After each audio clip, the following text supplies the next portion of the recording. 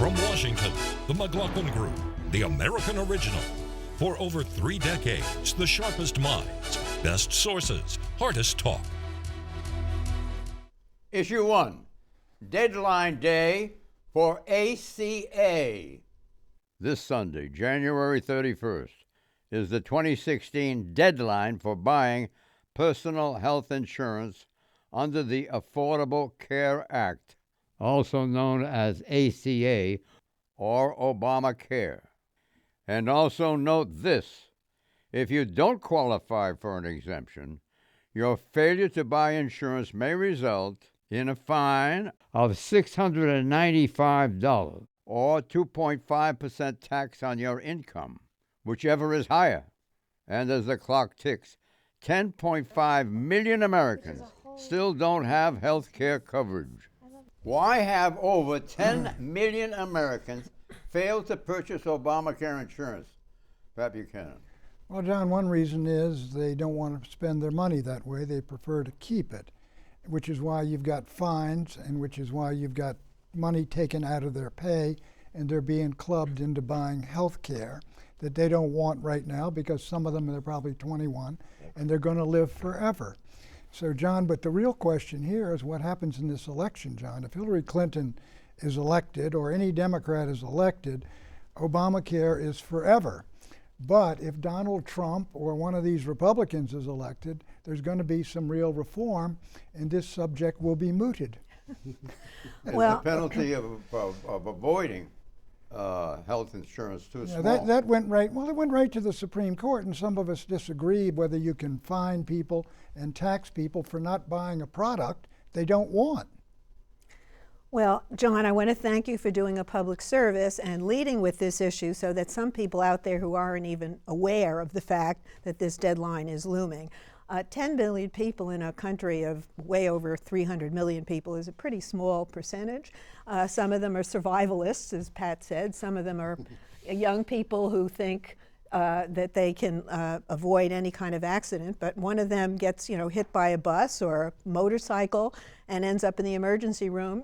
Do we really want to be paying for that? People need to carry their load in a shared pool of coverage. So I think the Republicans, every one of them is against the ACA, but none of them has come up with a plan that can replace it. Whether there's a Republican or a Democrat elected next time, the Affordable Care Act is here to stay. That point's well taken, and thank you for your compliment to me. Okay. I'm sure it wasn't easy for you. It was heartfelt. Sure it wasn't easy for you, but it worked. Right, thank you. What's the story, Tom? Well, I love your tie. But beyond that, I think the key here is that a lot of... Made in China. Made in China? Trump would like it. The issue here, though, is that a lot of young people, look, I should be paying actually more than I'm paying because I was born with a heart defect. I've had heart surgery. The world is tough. That's tough. I should have to pay for that. The problem with Obamacare, though, is a lot of my contemporaries, young people, are paying far more than they should be paying. And it's grossly unfair. I would say it's unfair that they are actually having to carry the load of society more than they should be. There should be cost reductions. There should be cost increases for people who are older, I'm afraid. But one of the issues with Obamacare, and why I think it's not going to last, is that when it gets to this point where the penalties can keep having to rise up because people keep, with healthcare inflation costs, which Obamacare does not reduce, it's just going to perpetuate. And people are eventually going to get to the point and say, listen, this law ain't great for me because I am paying hundreds and hundreds and hundreds of dollars on this inflationary curve that never seems to end. Let's go for something different. But Elena has one truth. Would you concede that health care costs were going up before Obamacare right. and would still be going up even if we didn't have Obamacare? Okay, but I would think you concede that Obamacare has slowed the rate of increase? No, I would say that I think is much more to do with the economic factors of a slowdown and recession. I would say we'll talk some more after the program here. Right, exactly. I'm going to bring you around. And also the young people will get theirs when they get old because they'll be using more health care. It all works out in the end. We're collective, we take care of each other. Right. As I've told my son again and again, for he is paying more than, like you say, but that's the way insurance works. And the fact is, it's not a free program, despite what Pat has tried to tell us. It never was intended to be. You got to pay for it one way or the other. But those cost equivalencies could be changed. Well, and I think also there's some. I think that deficit is going to continue to rise too, Right. because they're not covering the costs. Exit question: on its present trajectory, is Obamacare financially sustainable? Pat? I think it's going to run a deficit and it's going to add to the debt continually. I think it's sustainable. All the cost investigations in the House show that it lowers the deficit. I think and they're changing from fee for service. More people are getting different kinds of care. The whole health system is changing with urgent care centers. I think we're figuring this out, and it's going to be fine. And I'm sure Pat would like Medicare for all, which is what Bernie Sanders wants. Single-payer thing and for the that, whole nation. and that I think that would be Bernie's- terrific. But there's no way to accomplish that politically. No, let me draw back. I did not mean that, folks. The economic factors here, look, you see a lot of big major health insurance companies actually pulling out of the system or threatening to because they don't see the potential to actually do revenue equilibrium on it. And so, look, I do think there's systemic failures. But I think one positive is that Conservatives have been forced to articulate more than tort reform as a solution to the healthcare crisis. And I suppose to some indirect degree, Clarence, the president deserves credit for that. Well, we have to look at Medicare runs deficits too, and it's not as efficient as it ought to be. Yeah, and expanding Medicare for all was something I've advocated all along. It'd be a lot simpler and more efficient. But again, the political will is not there, even with the president, even though he prefers that. Yeah, we're in a capitalist society, and the insurance companies are a major part of capitalism, unfortunately. The answer is no. If costs continue to skyrocket, ACA will need a major overhaul. Issue 2, 7th GOP debate, Trumpless. Where is Trump? That was the question on the lips of Republican voters this week, as Donald Trump refused to attend Thursday's GOP presidential debate and instead held a veterans fundraising event. Some believe Mr. Trump stayed away for a two-word reason. Megyn Kelly, Fox News host and debate moderator, who clashed with Trump in a previous debate. Trump's main challenger, Ted Cruz, teased Trump, calling him, quote-unquote, Donald Duck. And get this, Mr. Cruz and another GOP presidential hopeful, Carly Fiorina, pledged to donate $1.5 million to veterans charities if Mr. Trump agreed to debate them. Trump refused. Did Trump blunder by skipping the debate? Eleanor. No. I think he did it impulsively, but in the end, he was able to conduct his own fundraising event helping wounded warriors, and it was covered by both MSNBC and CNN, and I imagine the ratings might have equaled what Fox got for the debate. Plus, he got to watch Ted Cruz be demolished and watch his two closest rivals, Cruz and Rubio, go at each other. So I don't see that Trump lost anything by skipping this debate. I also think his feud is not really with Megyn Kelly, it's with Roger Ailes, who... Trump took a risk in doing this because he was moving along very well. He's rising in the polls in Iowa. There's a question whether his ground game is as good as Ted Cruz, but he took it, and I do agree. I think there's a natural aspect. I mean, Fox News put out this press release which was taunting and mocking him. At the same time, they seem to have a problem with Trump, and I can't blame him. He's art of the deal, man. He says, look, there are some times, like Reagan at Reykjavik, where you just pound the table, get up, and say, I'm going home, and you walk out.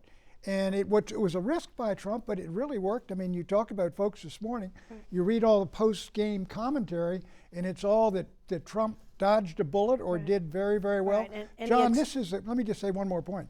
This Monday thing in the Iowa caucus is, if Trump wins, I think he runs to daylight. Right. Well, he even extracted an apology from the very top at Fox News.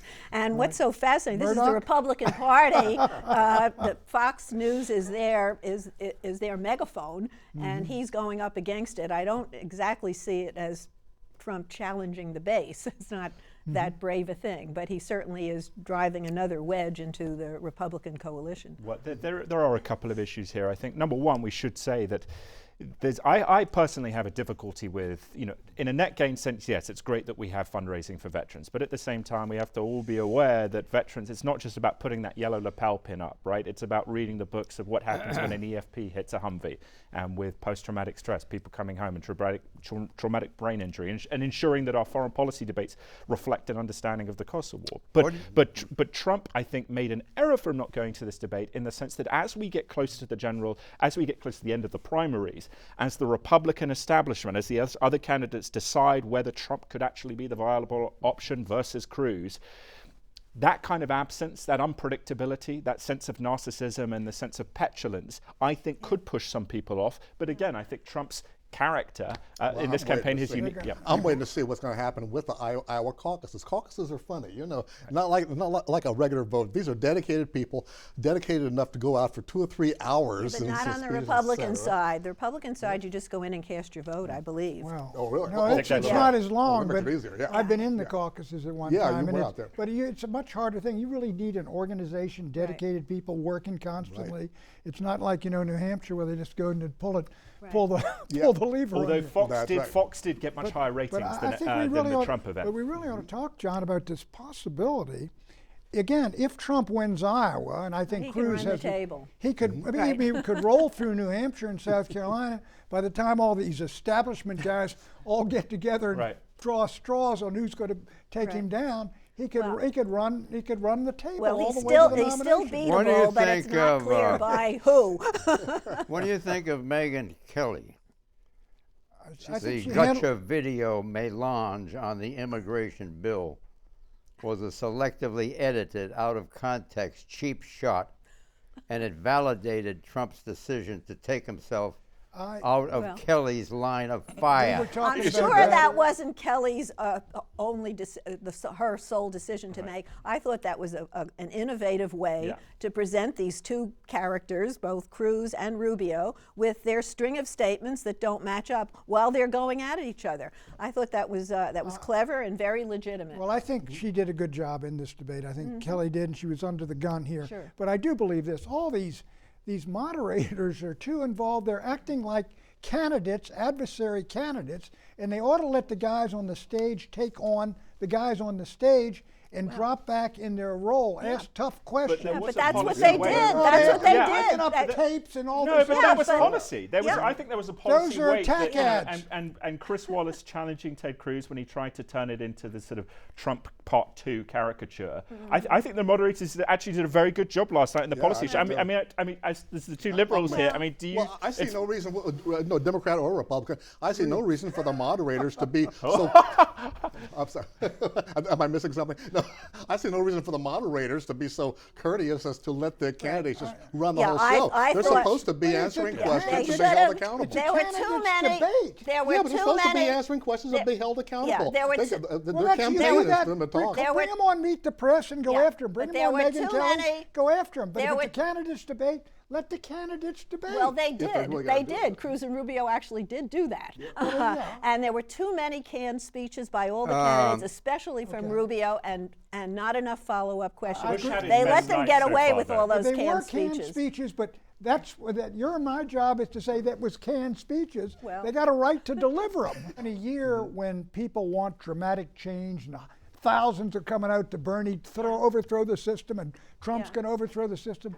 If we get after Bush 41, Bush 43, Bush 45, do you really think that's what the country wants? Well, it's up to the country. That may not, it may not be what you want, but they're making their decision, aren't they, Clarence? Well, the fact is, this is a test, though, of the far right, isn't it? Because here you've got Donald Trump barreling ahead against the political correctness, against all the usual etiquette of campaigning, and he's doing remarkably well.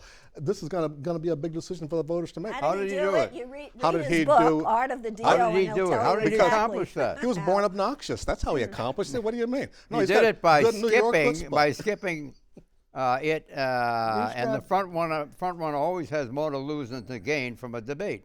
John, he's a very on stage. Rubio and Rand Paul got the most mileage out of the debate. Yes or no?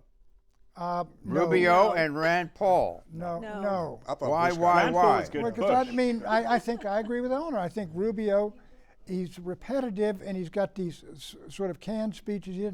I'll tell you, fortunately, and element of luck, I think Trump got the most out of it. Well, yeah, I agree with that. And Rubio by skipping constantly it, that's says how he when did it. I'm Yeah. president. Sure, the others are all fighting with each other, and Well, he's this going. is where the We're going to logic of find this out whole Monday, season- John. We'll This, find this out is where Monday. Trump has turned logic on its head, because here I thought Cruz did an excellent job of describing the insult that Trump handed the people of Iowa by skipping this debate. And if they take that and say, yes, Trump was right, then so be it. Then Trump is right. But We'll I got a find out feeling he Monday. heard him. We'll find out. But I have a feeling that Trump may have hurt himself. How Well, strong I is don't the know, feeling? but Trump was just a few miles away holding this event for wounded warriors and saying that he wishes he were at the debate, but they didn't believe apologize that? Do you soon believe enough. that? No. Does anybody really believe that? That's No. what I mean. We turn logic on its head. No. Because this man, we know that he was manipulating the whole Right. situation. Issue 3. Bloomberg takes the plunge. Who says there's only room for one billionaire in a presidential election? Not the arch capitalist with his $36 billion, former mayor of New York City, Michael Bloomberg, who is actively considering a run for president of the U.S. Some think he will run regardless of who gets the Democratic nomination.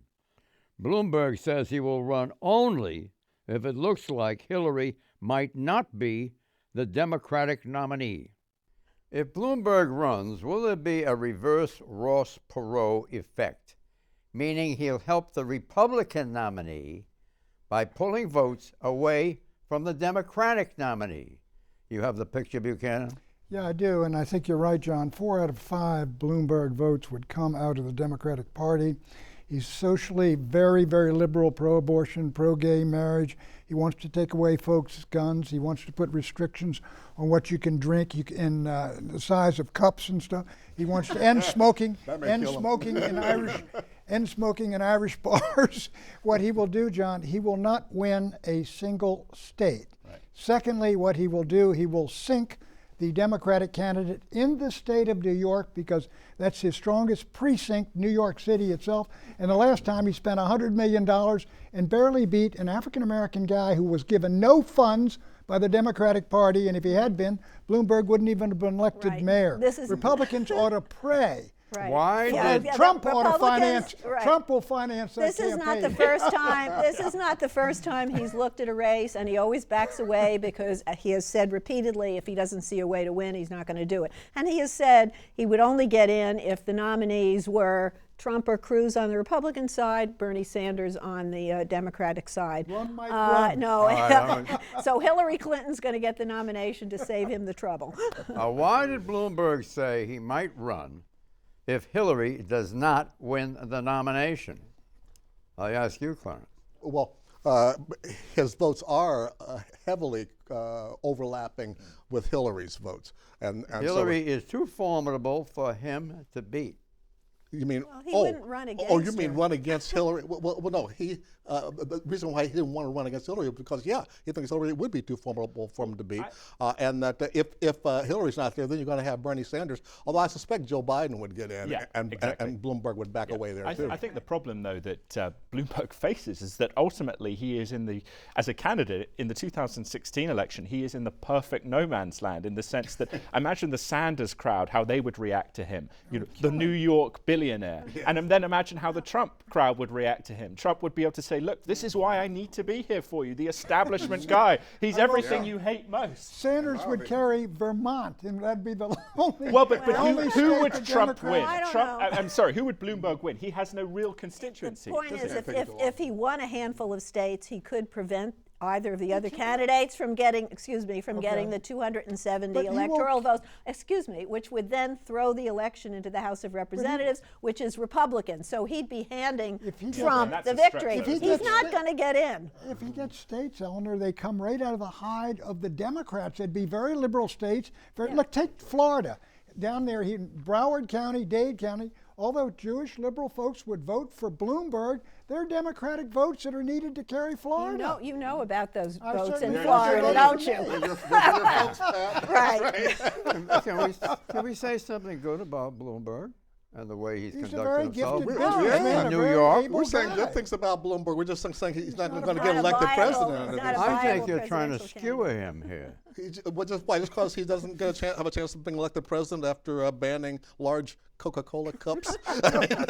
That's probably the most damaging thing he Right, did you while he can't was smoke mayor. a cigarette in a bar? Come on, let the bartender decide that. Although I Well, actually- even Dublin banned smoking in their bars. I and got away I with do it, have to so say, think I we'd have be all right sympathy there. for that kind of sugar tax thing, because I don't want to subsidize some idiot in terms of their future healthcare costs because they want to drink a gallon of You are sugar a every Manny day. Stater from National No, Review. just that one, just that tax. No, but you want to subsidize those healthcare costs? Well, look, No, if I a agree- guy I wants agree to with you drink on a that. Personal responsibility. let him throw up in the stadium, and suffer for it, The know. diabetes, who's going to pay for those healthcare costs?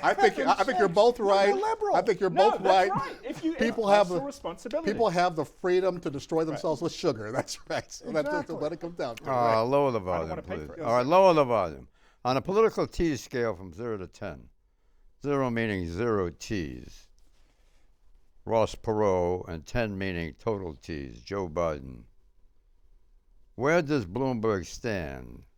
Is it a 0 meaning he'll run, or a 10 meaning he's a tease? Is this time for real? I think he's serious. He's not fantasizing. We just all agree that he ain't going to be president of the United States, but I think he believes he may be. Right. Well, he's going to have to decide by mid-February because he'll have to put machinery in place by early March. I suspect he'll back away. Yeah, I mean, he has as much chance as Jim Gilmore. I think he's testing the waters, and the answer will be no. He's not going to run. Every 4 years he fantasizes about running as an independent. Many of us do. This time, this time is for real. Few actually do it. But unless Oh, he's you do? Peter Issue 4, Cairo 2016. 5 years ago this week, a political earthquake shook the Middle East. A revolution in Egypt. Dictator Hosni Mubarak was overthrown. Since then, Egypt has been a nation in flux.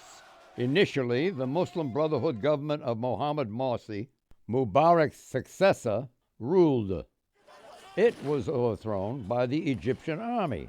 A military command under former General Abdel Fattah el-Sisi took charge.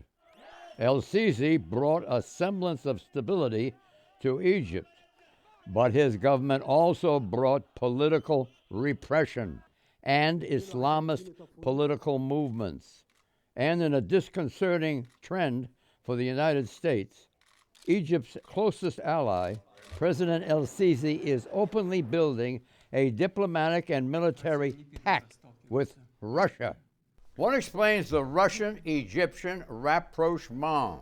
I think because el-Sisi's human rights violations are much greater than anything Mubarak ever did.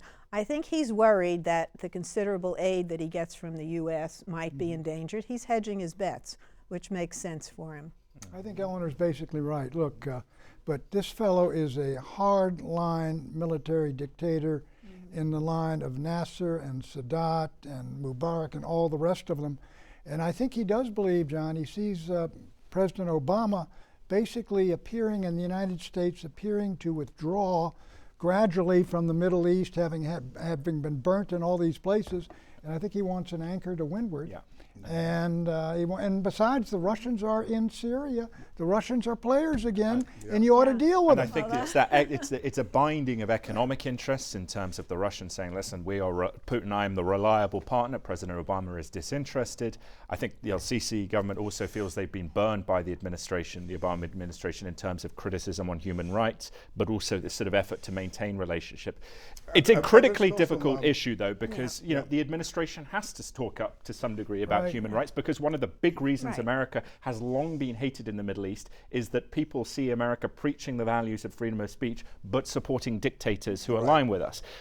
you know what? Though? And We're in a world so in this case, we pulled back from a dictator, Mubarak, Right. and we've been criticized for that too. Now, What we need to I show. don't know how reliable an ally Putin is going to prove to be. I mean, I think, every nation acts in their own self-interest, and I would point out that the Russians and the U.S. are basically on the same page with regard to Syria and the civil Well, war they are there. now. And they are now because We are- it's a shotgun marriage. We're on the same basically. page in Syria with Iran and Hezbollah and Russia and Assad and the Syrian army, if our main enemy is ISIS. And that's what many of us believe it is, but a lot of people don't think it's ISIS, they think it's Because what's going to Assad. happen, right? Assad is going to keep killing Sunnis, and they're going to keep joining All right, ISIS. you bring down Assad and you get ISIS, and then we have to go in and fight him? No, I'm just. You could. The Well- clear path has to be diplomacy. It has to be. Right. But you have to get concessions from the Russians and the Iranians and Assad, and you could do that if you were Well- tougher. But the problem well, is we're just giving up. Forget and saying, the tough do whatever talk you want. and the easy No, but- rhetoric. no, but- There actually are talks going on, Okay, so- and and it's been what- a rocky way to even get there, and they may not succeed. Sunni But rebels I think aren't there. everyone recognizes that diplomacy is the route. But the But Sunni there's rebels no have boycotted appetite it. for Our military allies in the Middle intervention. they're East gonna keep- can't make up their minds that ISIS is the real enemy. The Turks think it's the Kurds. The Israelis think it's Assad. Saudi Arabia thinks it's Assad. They want him brought down, but some of our people are telling them, you bring him down and you get Al-Qaeda or ISIS in Damascus. That's right. And you we've been really through got a that war before, there. just like Yeah. with Libya and with Iraq. When you Three overthrow a factors. power, you got to do something about it. Am I crowding you? Only slightly, John. Go Try ahead. to live with it. Three factors make the Egyptians think the U.S. is unreliable.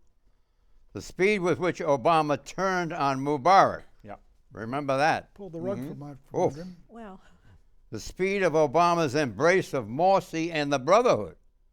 And the withholding of aid from Egypt's military. But Do the Egyptians view the Russians as more reliable? yeah. The Russians can't give Yeah, them but as much this as is we a can give them. selective- this Look, is a the Russians selective can't view of take the history. Americans' place. this is a selective view of history. Obama acted with speed. There were hundreds of thousands of people in Tahrir Square for weeks on end. Neither Tunis You and know, Tunisia and shows democracy and Islam are Morsi compatible. was the elected, recognized government. The U.S. was not supposed to recognize him. So, I mean, I think it's really easy to judge these steps in hindsight and say they were done with speed. Forced prediction. Name the winners for each party in next week's Iowa caucuses. Tough one, John, but I'll go with Bernie and the Donald. I'll go with Hillary Clinton and probably Trump. I'm going to go with Bernie and Ted. Clinton and Cruz. The answer is Trump and Cruz for Republican and Sanders and Clinton for Democrats. Bye-bye.